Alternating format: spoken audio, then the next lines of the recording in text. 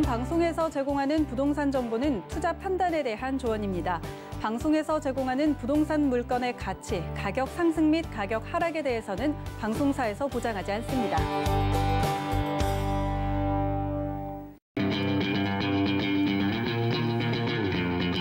안녕하세요. 황금부동산 시즌2 황부자 진행의 강주리입니다. 서울 집값이 급등을 하면서 경기도 외곽 지역의 아파트 매매 가격도 급격히 좀 오르고 있는데요. 특히 김포시의 경우 이 지난 1년 동안 평당 아파트 평균 매매 가격이 1,000만 원에서 1,500만 원대로 약 45% 오른 것으로 나타났다고 합니다. 오늘 김포시에 대한 지역 정보 저희가 알아보면서 부동산 알짜 정보까지 전해드릴 테니까요. 이 시간 저희와 함께 해주시기 바라겠습니다. 그리고 방송 보시다가 궁금하신 점은요. 저희가 전화 또는 문자가 열려 있습니다. 02-3153-2600번, 013-3366-0110번이 각각 열려 있고요. 이외에도 노란 톡방 열려 있으니까요. 화면을 통해 나가고 있는 QR번호로 입장해 주시면 됩니다. 많은 참여 부탁드리도록 할게요. 저희 방송에서 제공하는 정보는 투자 판단에 대한 조언일 뿐 해당 부동산의 가치와 수익률을 보장하지 않는다는 점 기억해 주시기 바라겠습니다. 황부자 오늘도 힘차게 출발합니다.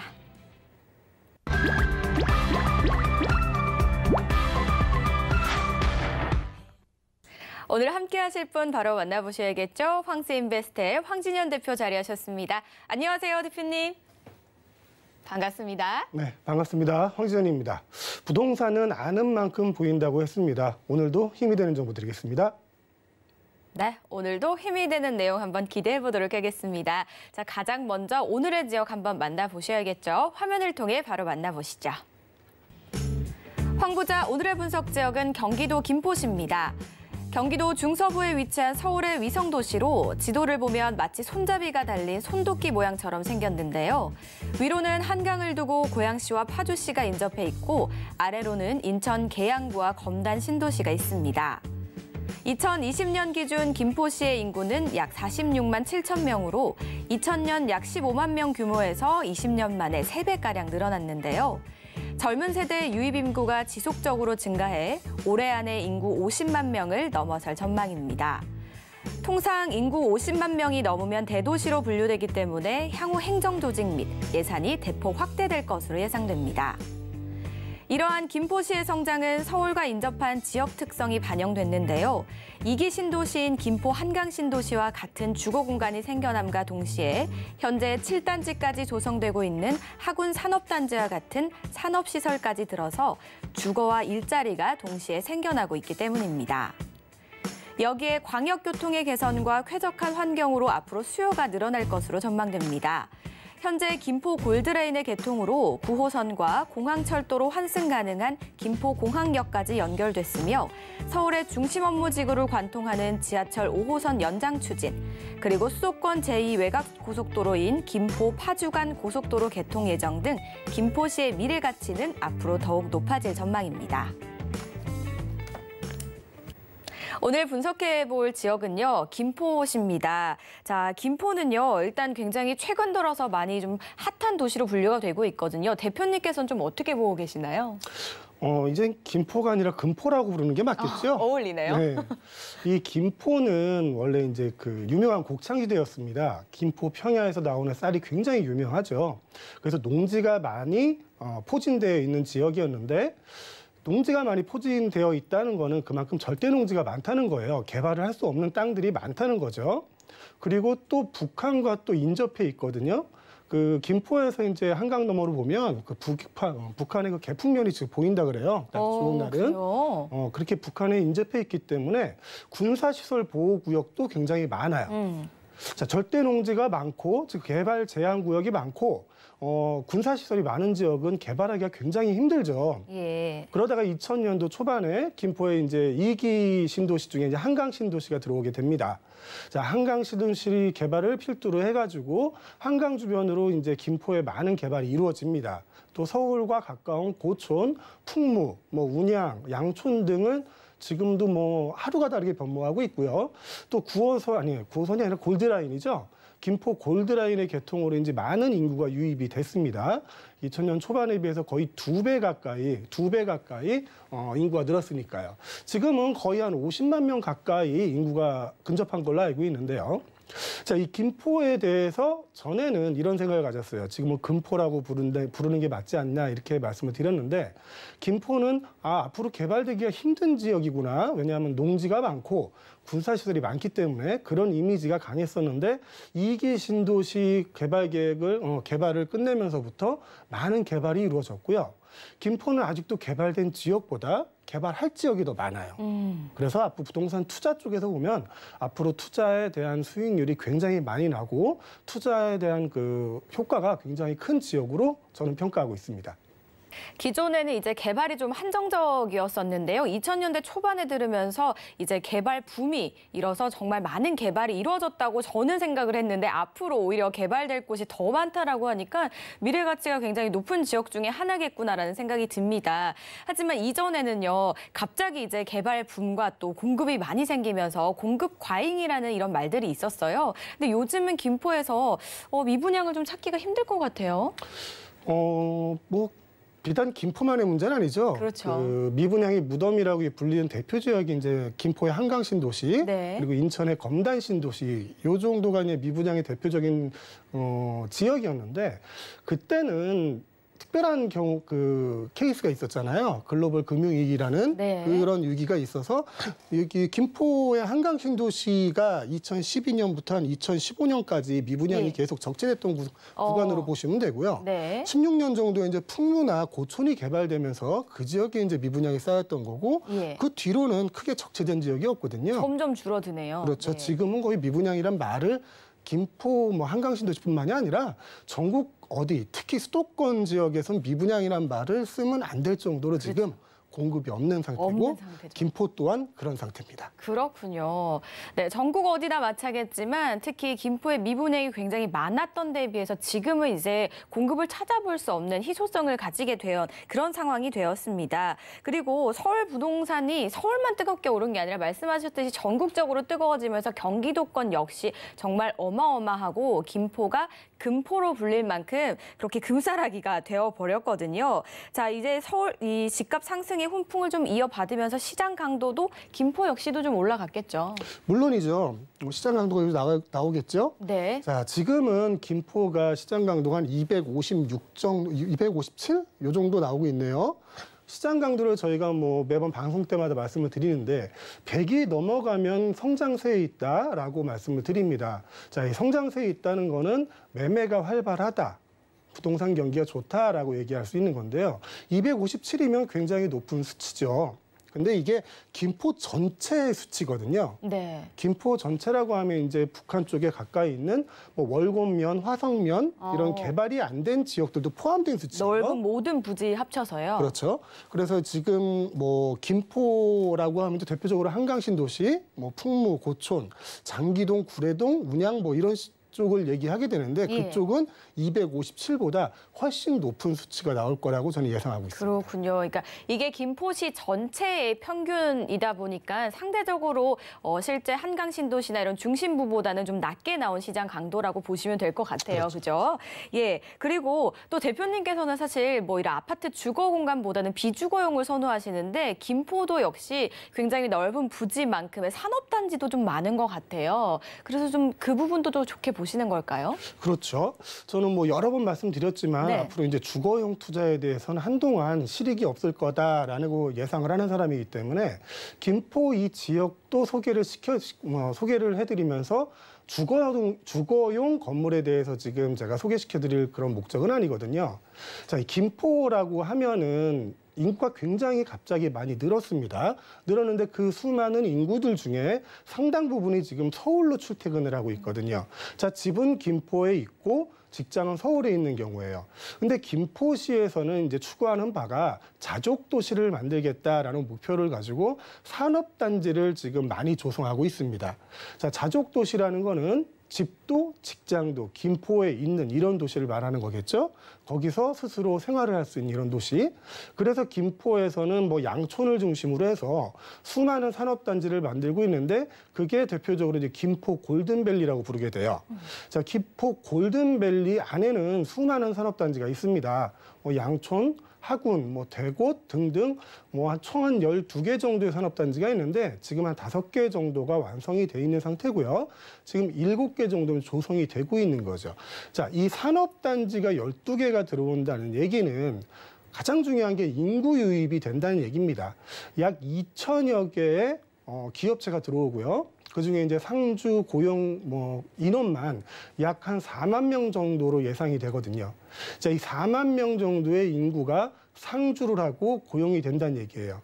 그러면은 이 4만 명이란 그 고용된 인구가 그쪽에서 소비를 하겠죠. 소비 생활을 한다는 거죠.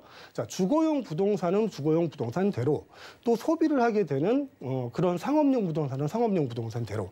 근데 오늘 제가 말씀드리고 싶은 거는 주거용 부동산은 여러분들이 말씀하셨거든요. 그리고 뭐 인터넷만 찾아봐도 그 자세한 내용들 나와 있고, 앞으로의 주거용 부동산에 대한 예상은 제가 좀 여러 번 많이 말씀을 드렸기 때문에 오늘은 이 골드밸리 내에 상업용 부동산, 수익형 부동산에 대해서 한번 말씀 좀 드려볼까 합니다. 네.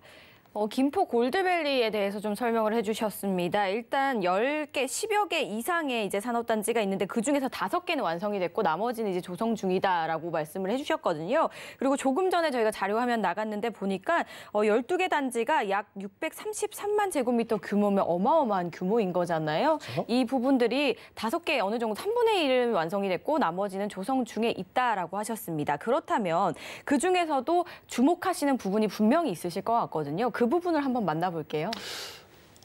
산업단지가 총 12개 정도가 조성이 된다고 제가 말씀드렸잖아요. 그중에서 이제 가장 크게 조성이 되는 곳이 하군 3산업단지입니다. 발음 잘해야겠죠. 하군 3지구라고 부르는데요. 네. 이게 한 28만 평이 넘는 규모로 지금 조성이 되고 거의 조성이 끝나 있죠. 지금 기업들 입주를 하고 있는 상태죠. 이 큰 부진에 이제 첨단 그 장비를 만드는 회사부터 화학, 자동차에 이르기까지 고부가가치를 일으키는 그런 기업체들이 많이 입주를 해 있는 곳입니다. 자, 28만 평에 약 한 3,400개의 기업체가 들어온다면 하군 3단지 내에서만도 약 10,000명 정도의 상주 고용인원이 생긴다는 얘기거든요. 그 고용인원이나 상주 인구들이 머물 수 있는 공간이 필요합니다. 자, 하군 3단지 같은 경우는 이제 업무, 주거, 상업시설 이런 식으로 복합적으로 개발이 되는데 이 주거 공간에 대해서는 뭐 일반적으로 생각하시는 아파트 이런 게 아니거든요. 그 고용된 인원들이 대부분 1인 가구들이 굉장히 많은데 그분들을 타겟으로 하는 원룸이나 근린상가가 많이 지어진 상태고요. 이 하군 그 3산업단지 내에는 기숙사로 쓸 수 있는 이런 건물들이 별로 없어요. 네. 그래서 이 상업지역 내 하군 3지구 내 상업지역 내에 오피스텔이라든가 상가라든가 이런 수익형 부동산 쪽으로 관심을 가져보시면 좋지 않을까 저는 좀 생각을 해봅니다. 그렇군요. 일단 주변에 회사가 굉장히 많고 아까 말씀해 주셨듯이 약 4만 명의 인구 유입이 예상이 된다라고 했는데 이 많은 인구들이 어디로 가야겠습니까? 그렇죠? 주거 공간도 필요하고 소비할 공간도 분명히 필요합니다. 가족 단위도 많겠지만 아무래도 젊은 층이 많다 보면 1, 2인 가구들이 분명히 많을 거거든요. 그렇죠. 그래서 이런 부분들을 좀 설명을 해주신 것 같아요. 이어서 왠지 이게 연결이 될 것 같은 느낌이거든요. 어떤 유형을 또 추천을 해주실지도 궁금하고요. 그리고 주변에 산업단지가 있다고 하니까 혹시나 뭐 기업들이 이렇게 투자를 해야 되는지 아니면 저희 같은 평범한 사람들도 이제 개인으로도 투자가 가능한지도 궁금하네요. 일반적으로 산업단지라고 하면 이제 기업들이 땅을 분양을 받아서 거기에 이제 공장을 짓고 기업을 하는 이런 쪽으로 생각을 하시는데 이 산업단지 내에도 주거 공간이 따로 있고요. 상업시설이 따로 있습니다. 어디든지 사람이 모이는 곳에서는 그 사람들이 살 공간과 먹을 공간, 즐길 공간이 필요한 거잖아요. 그렇죠. 근데 하군 3산업단지 같은 경우는 아까 말씀드렸다시피 그 골든밸리 중에 가장 큰 면적을 차지하고 있는데 상업시설에 대한 부분은 굉장히 적어요. 굉장히 적고 그 안에 특히 아까 잠깐 말씀하셨던 고용된 인원들이 이제 1인 가구들이 굉장히 많을 거예요. 그 1인 가구들이 사용할 수 있는 기숙사라든가 아니면 오피스텔 같은 건물이 지금 전무합니다. 지금 지어지고 있는 경우 한 군데가 있는데 그 건물 빼고는 지금 오피스텔이 지어지지가 않고 있거든요. 그 상업단지 내에서. 그 기업체에서도 기숙사가 필요할 거고요. 산업단지 특성상 이제 대중교통이 잘 연결이 돼 있질 않아요. 굉장히 오래된 공단 같은 경우는 대중교통이 많이 연결이 돼 있을 텐데 새로 지어지는 산업단지들은 대중교통보다는 개인교통을 많이 이용하게 됩니다. 자, 그 사람들이 이제 하군 3지구 옆에 뭐 양촌이나 구례나 이런 쪽으로 나가서 생활을 하게 되는데 그쪽은 3지구보다 거리도 있고요. 임대료도 굉장히 비싸거든요. 그래서 하군 3지구, 꼭 하군 3지구라고 꼭 집어 얘기할 필요는 없겠지만 그 단지 내에 기숙사로 사용을 하거나 아니면 뭐 그 1인 가구들이 자기의 주거 공간을 사용할 수 있는 그런 오피스텔이 투자할 때는 굉장히 좀 유망한 것 같고요. 예. 또한 상업지가 적다 보니까 그 지역의 상가 또한 임대 수요가 굉장히 많습니다. 자, 이런 산업단지 내에 적은 상업용지에서 공급이 되는 오피스텔이나 상가 같은 경우는 앞으로도 임대 수요가 굉장히 많을 거고요. 거기에 이제 뭐 대체될 만한 물건들이 들어올 토지가 없기 때문에 굉장히 오랜 동안 지속적으로 안정된 수익을 낼 수 있는 부동산 투자 상품이라고 저는 추천드리고 싶습니다. 그렇군요. 저희가 김포 골드밸리에 대해서 좀 이야기 나눠보고 있는데요. 12개의 이제 산업단지 중에 가장 규모가 큰 하군 3지구에 대해서 좀 설명을 해주셨거든요. 그런데 하군 3지구뿐만이 아니라 이 통틀어서 정말 많은 인구 유입이 예상이 되기 때문에 기숙사용 오피스텔이나 주거용 오피스텔도 좀 추천을 해주시는 것 같고요. 또 이외에도 뭐 상가, 그 많은 인구들의 의식주가 또 행해져야 되면 소비하는 곳도 필요하다 보니까 상가도 좀 필요할 것 같다라고 해서 이 두 가지 좀 눈여겨보시면 어떨까라는 이야기인 것 같아요. 근데 이 두 가지를 눈여겨보시기 전에 또 주의사항들을 꼼꼼하게 저희가 챙기면서 함께 또 눈여겨봐야 되잖아요. 그렇죠. 어떤 것들을 또 챙겨봐야 될까요? 제가 누누이 말씀드리지만 네. 큰 도시의 중심가라고 해서 다 좋은 건 아니고요. 시골이라고 해서 다 나쁜 건 아닙니다. 자, 어느 지역이든지 상권이 발달한 지역이 있고 사람이 모이는 지역이 있습니다.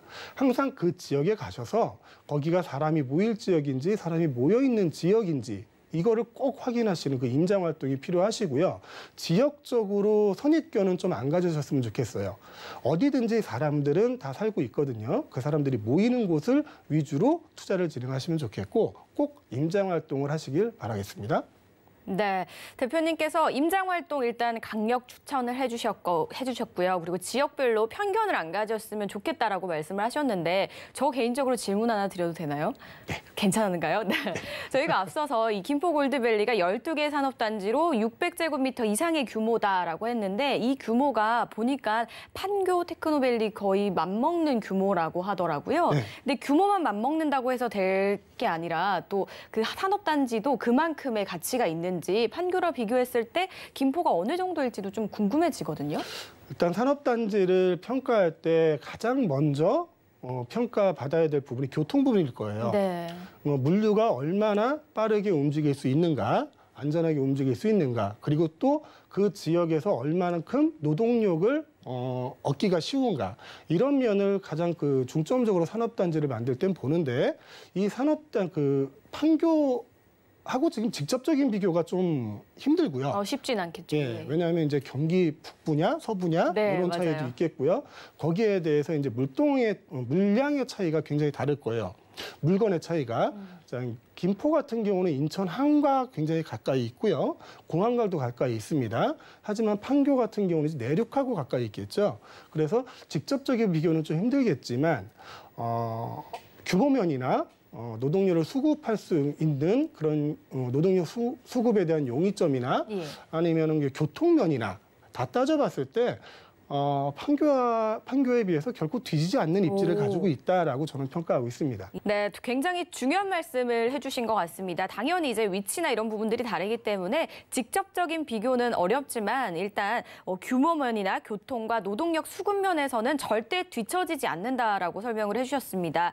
판교가 굉장히 유명한데 김포 골드밸리도 앞으로 그만큼의 명성을 얻지 않을까라는 좀 생각이 들었습니다. 오늘 이렇게 김포시와 김포 골드밸리 산업단지에 대해서 분석을 좀 해봤습니다. 혹시나 더 궁금하신 점은요. 저희가 전화, 문자 그리고 노랑톡방 활짝 열려 있으니까요. 언제든지 질문 주시면 되는데요. 02-3153-2600번, 013-3366-0110번으로 많은 연락 주시기 바라겠습니다. 그리고 김포 골드밸리 정보 다시 한번 정리해드리겠습니다.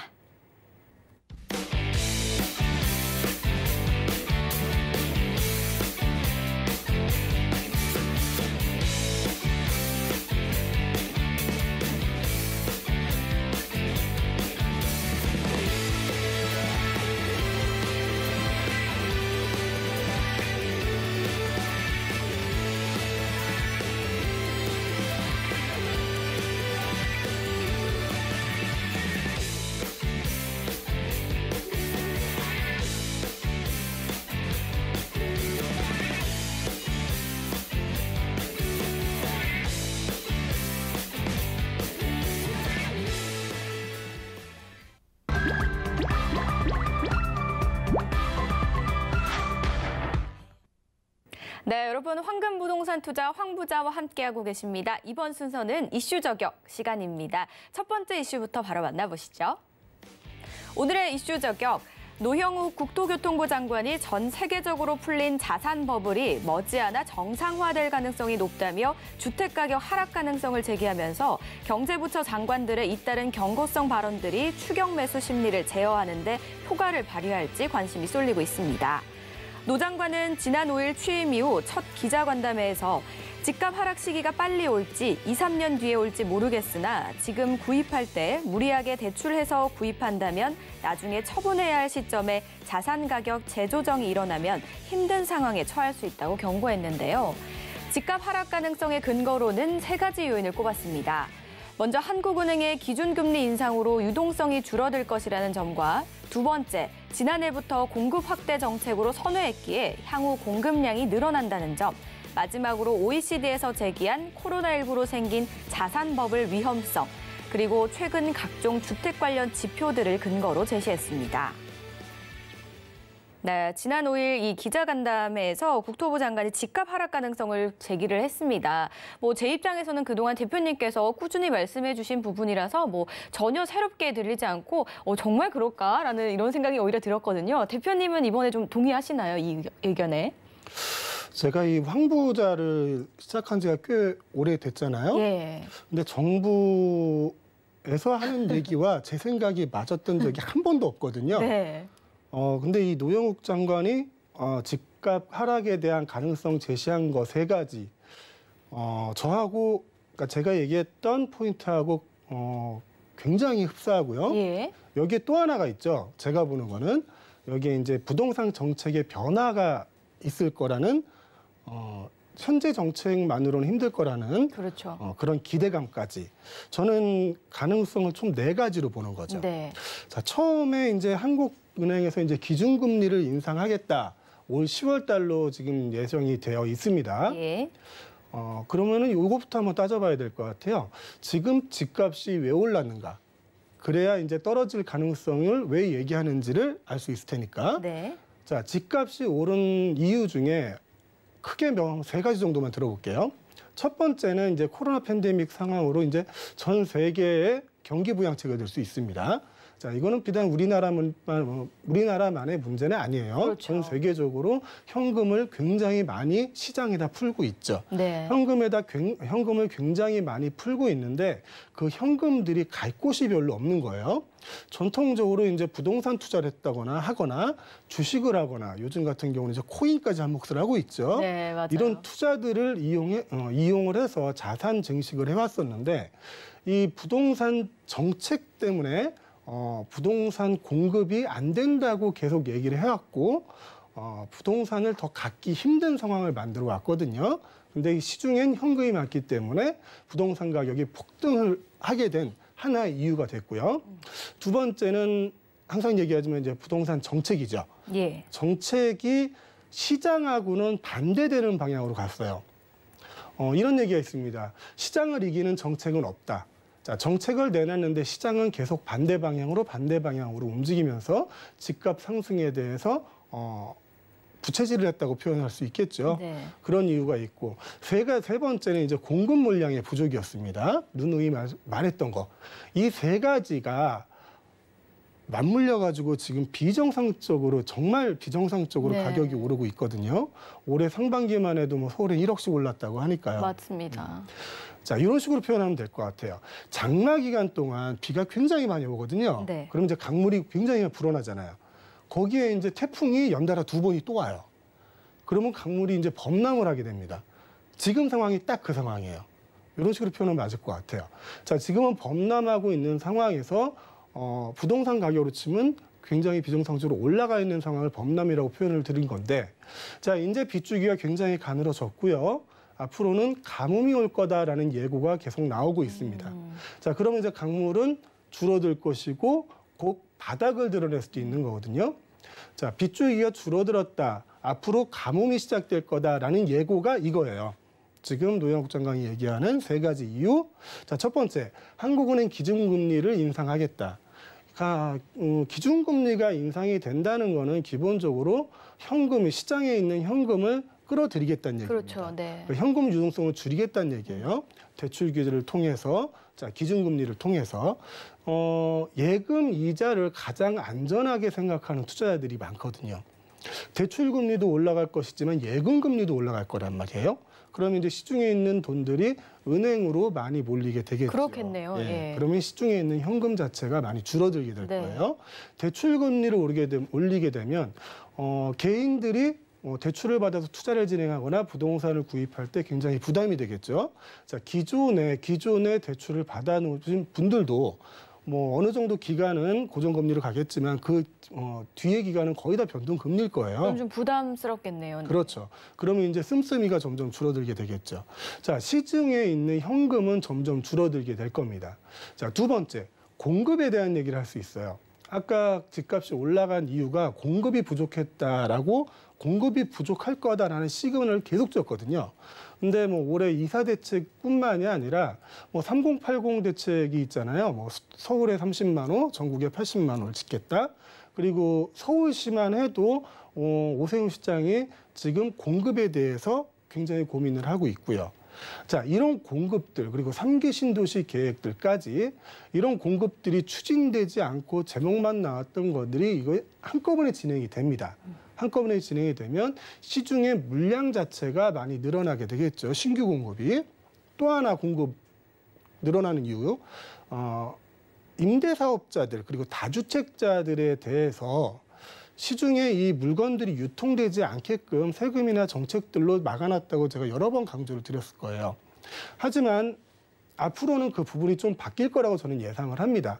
그 물건들이 시중에 유통이 될 수 있도록 양도세 부분도 변화가 있을 거라고 저는 예상을 하고요. 종부세 부분도 변화가 있을 거라고 예상을 합니다. 자, 신규로 지어서 공급하는 물량도 늘어나고 기존에 있던 물건, 그 다주택자들이 서울 시내에 가지고 있는 주택이 한 100만 가구 정도 된다는데 그 물건들 또한 유통이 되고 될 수 있게 시장 상황 변할 거예요. 자, 시중에 현금은 줄어들 것이고 공급은 늘어날 것입니다. 그리고 국제 지표 또한 그렇게 가고요. 또 하나 네 번째로 부동산 정책 또한 변할 것이라는 걸 우리 예상할 수 있습니다. 자, 모든 지표가 앞으로 가뭄이 올 것이다. 부동산 가격은 하락할 수밖에 없다라는 것을 지금 증명해주고 있거든요. 네. 그래서 지금 영끌 얘기해서 지금 만약에 이 집값이 진짜 최고점이라고 저는 표현하고 싶은데 고점에서 구입하시는 분들 대출을 충분히 영혼을 끌어서라도 네. 대출을 받아서 구입하시는 분들에게는 짧으면 1년, 길면 한 2, 3년 내에 그 부담이 도로 돌아올 가능성이 굉장히 큰 지금 부동산 시장의 상황이다라는 걸 다시 한번 강조드리고 싶습니다. 무섭네요. 네. 예. 일단은 참 뭐든 한 번에 오는 것 같아요. 이제 좋은 것도 그렇고 나쁜 것도 그렇고 좀 한 번에 온다라는 생각이 들어요. 그동안에는 집값이 오를 수밖에 없었던 이유들이 한 번에 왔다면 이제는 집값이 조금 하락할 수밖에 없는 이유가 우르르 한 번에 또 올 것 같다라는 이 예감을 드는데 이 상황에서 말씀해 주셨듯이 영혼을 끌어모아서 우리 집을 매수하는 이분들 앞으로 경고를 좀 귀담아 들으셔야 될 것 같다는 생각이 듭니다. 일반적으로 부동산 시장에 대해서 좀 더 관심을 갖고 정책에 대해서 공부를 하고 시장이 어떻게 될까에 대해서 예상을 하는 사람들이 이제 전문가라고 부르잖아요. 그 전문가들 중에서 대부분은 향후 부동산 가격은 조정이 될 것이다라고 하는 분들이 상당수입니다. 네. 앞으로 계속 오를 거라고 주장을 하시는 분들도 있어요. 예. 뭐 누가 정답일지는 모르지만 아까 말씀드렸던 그런 이유들로 통해서 그리고 그동안 저희가 겪어왔던 경험들로 통해서 앞으로 부동산 가격은 조정 하락기를 가질 수 있는 가능성이 진짜 크기 때문에 지금 진짜 영혼을 끌어서 집을 산다? 참 이게 유행어처럼 되는데 참 슬픈 얘기거든요.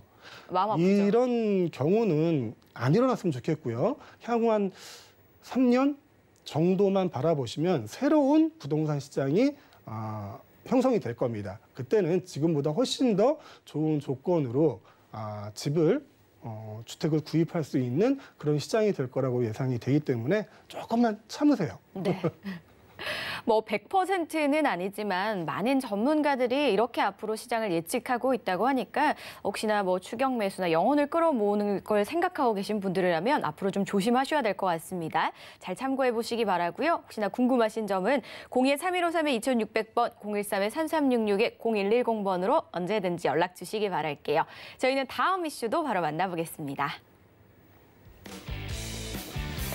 일부 미해산 조합의 경우 아파트 입주자들이 등기가 안 나 이 재산권 행사에 어려움을 호소하고 있다는 내용입니다. 서울 마포구의 한 아파트는 지난 2015년 재개발 사업을 통해 준공과 입주를 마쳤습니다. 하지만 6년이 지난 지금 소유권 보존 등기가 나지 않은 미등기로 돼 있습니다.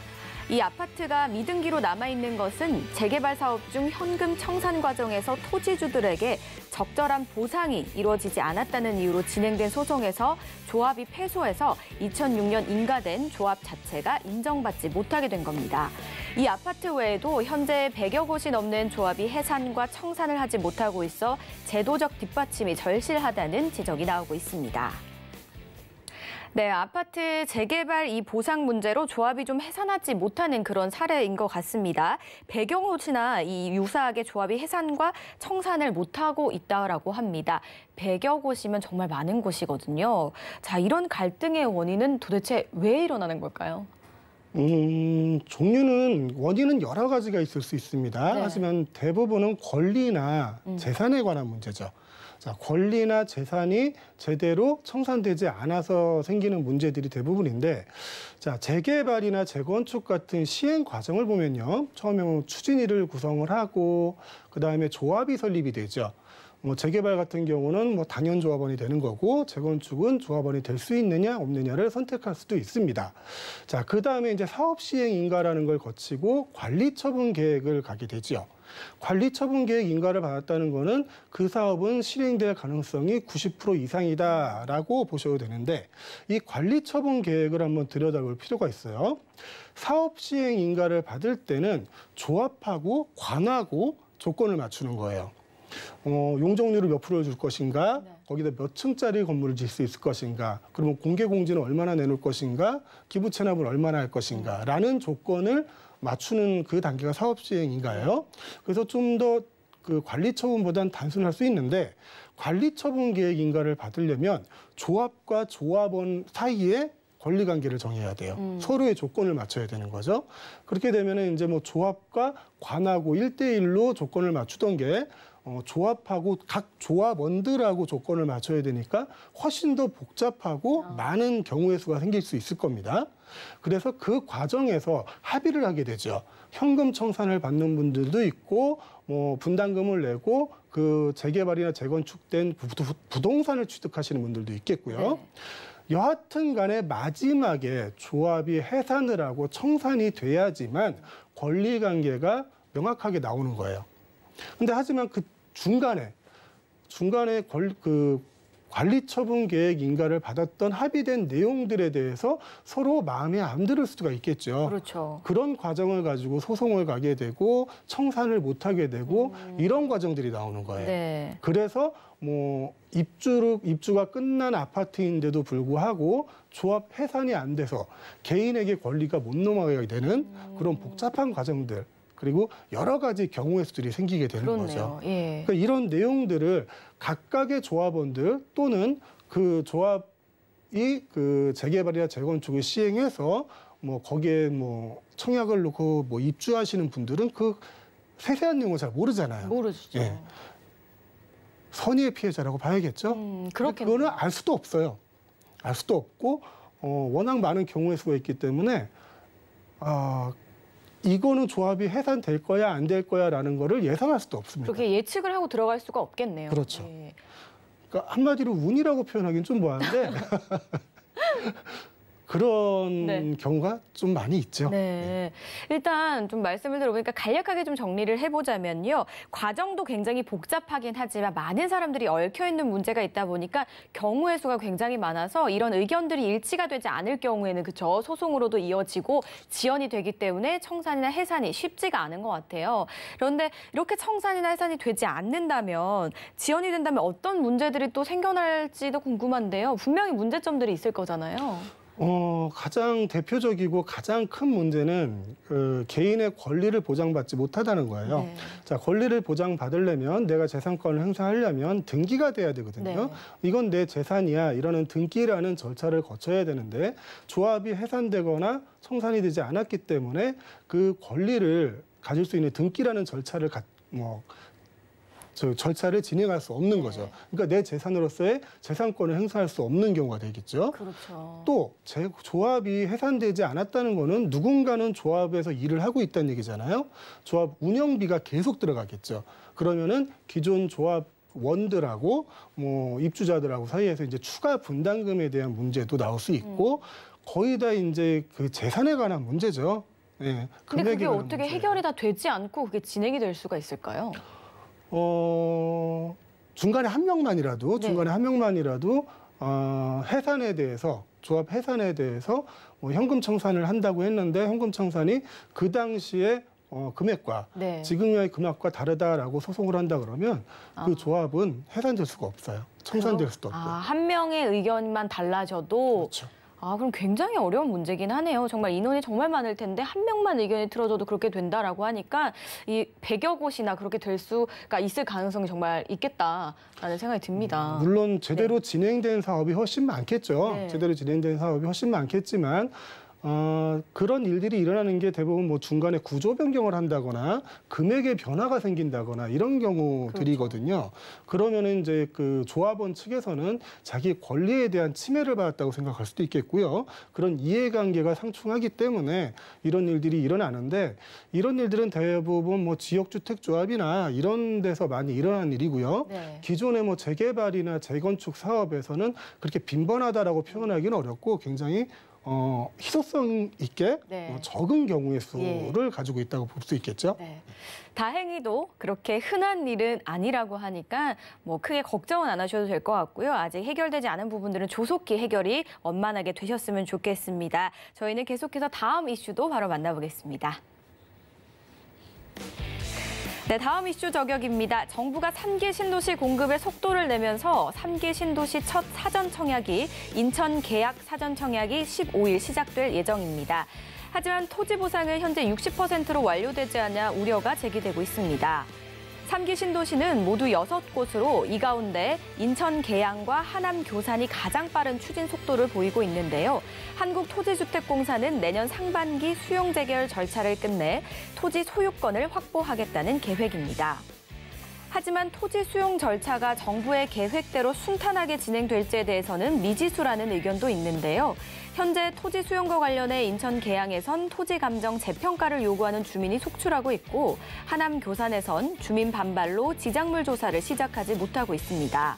남양주 왕숙의 경우 감정평가를 두고 LH와 주민들이 대립하고 있으며 특히 높은 양도소득세에 대한 주민들의 불만도 커서 향후 진행에 대한 우려의 목소리가 나오고 있습니다.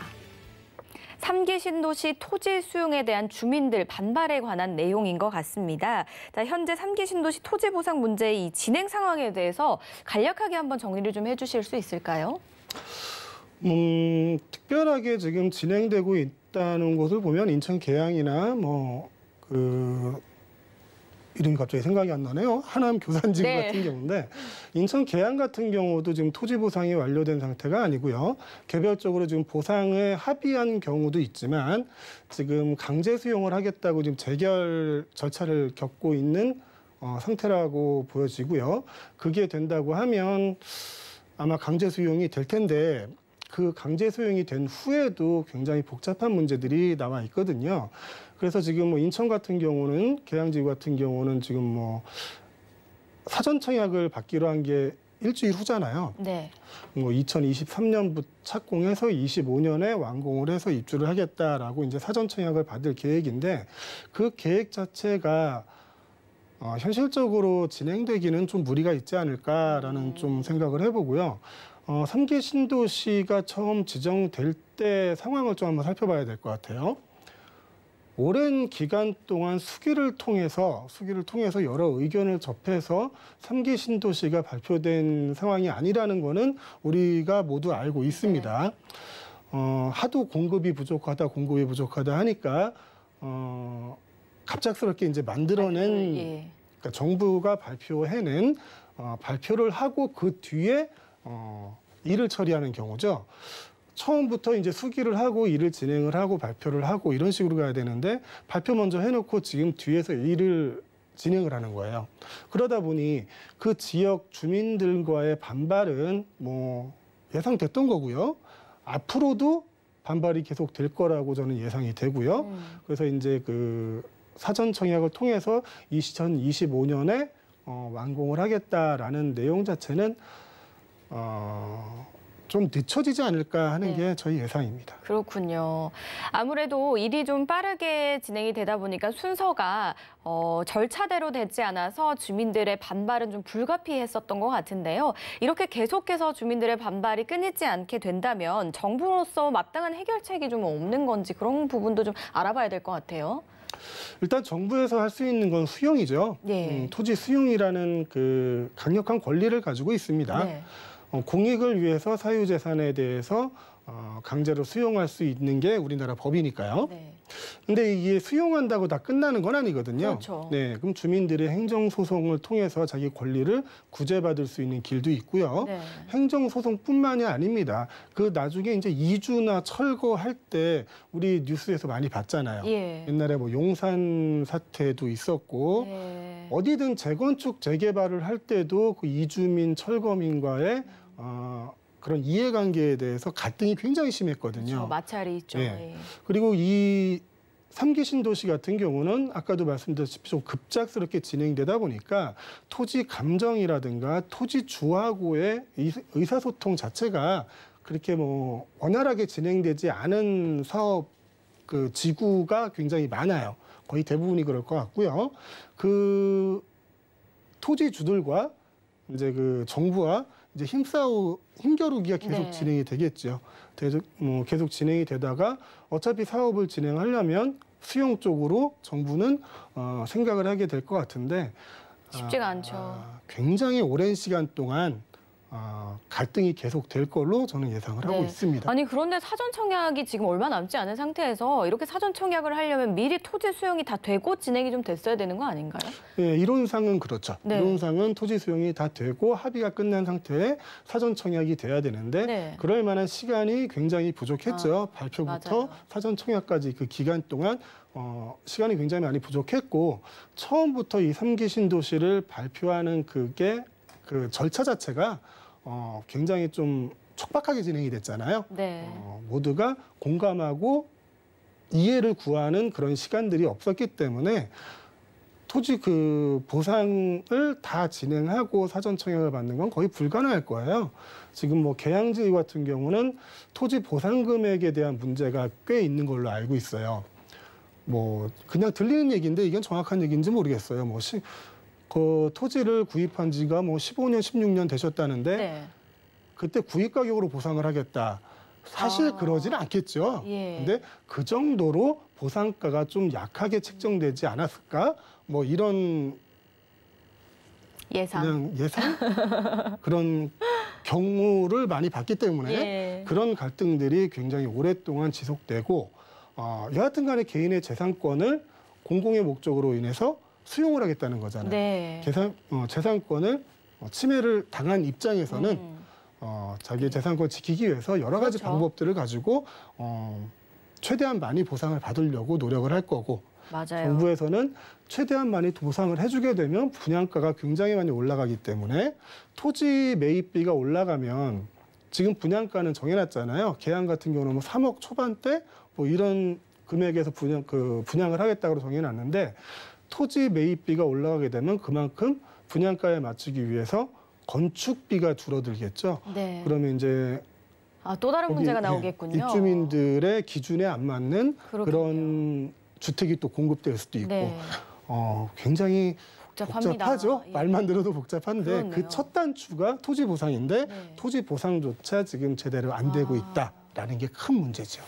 듣다 보니까 참 마음이 아픕니다. 어쨌든 자기 재산권을 지키려고 하는 건 당연한 거고 정부 측 입장에서도 양질의 또 토지와 또 이 공급을 제공하기 위해서는 또 낮은 금액을 하려고 하는 게 아무래도 이 서로의 힘겨루기가 진짜 말 그대로 맞는 말인 것 같은데요. 원만하게 좀 해결이 됐으면 좋겠다는 바람밖에 없을 것 같습니다. 앞으로 좀 지켜봐야 될 것 같습니다. 저희 이렇게 이슈 3가지 오늘 총 만나보셨습니다. 혹시나 더 궁금하신 점은요. 전화, 문자와 노란 톡방 열려 있으니까요. 많은 연락 주시면 되고요. 저희 황진현 대표와는 여기서 인사드리도록 하겠습니다. 고맙습니다. 네, 저희 이슈 내용 다시 한번 만나보시죠.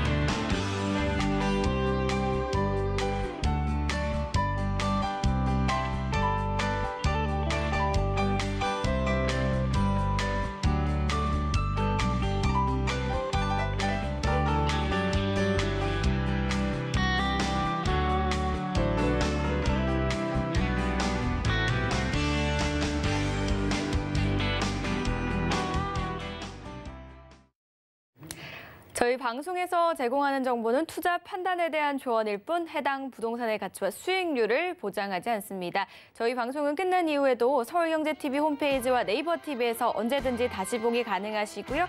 전화, 문자도 열려 있습니다. 그리고 여러분들 노란 톡방 아시죠? 지금 바로 찍고 많은 분들 들어와 주시기 바라겠습니다. 저희가 준비한 소식은 여기까지입니다. 시청해주신 여러분 고맙습니다.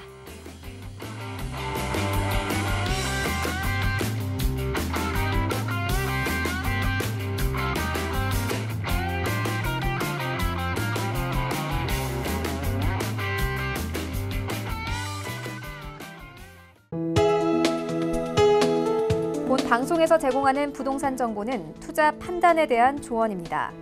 방송에서 제공하는 부동산 물건의 가치, 가격 상승 및 가격 하락에 대해서는 방송사에서 보장하지 않습니다.